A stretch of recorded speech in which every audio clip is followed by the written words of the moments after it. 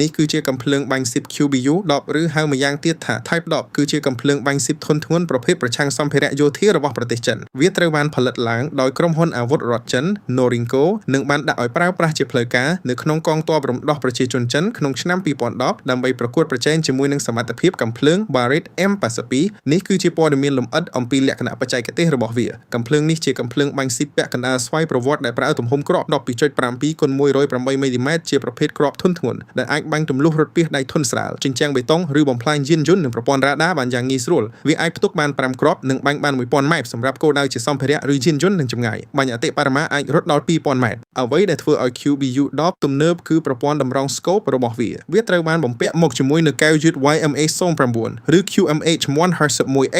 ដែលមានភ្ជាប់នៅប្រព័ន្ធកុំព្យូទ័រគណនាកន្លងគ្រាប់ ballistic computer ម៉ាស៊ីនវាស់ចម្ងាយដោយ Laser Laser Rangefinder និងប្រព័ន្ធមើលពេលយប់ចាប់កម្ដៅ Thermoscope ដែលជួយគណនាកម្លាំងខ្យល់និងចម្ងាយដោយស្វ័យប្រវត្តិដើម្បីឲ្យអ្នកបាញ់កែតម្រូវគោលដៅបានយ៉ាងច្បាស់លាស់មុនពេលកេះកៃកាំភ្លើងប្រភេទនេះត្រូវបានគេសង្កេតឃើញថាមានបំពាក់ដល់កងទ័ពកម្ពុជាជាពិសេសកងកម្លាំងដែលឈរជើងការពារនៅតាមតំបន់ព្រំដែនសំខាន់ៗ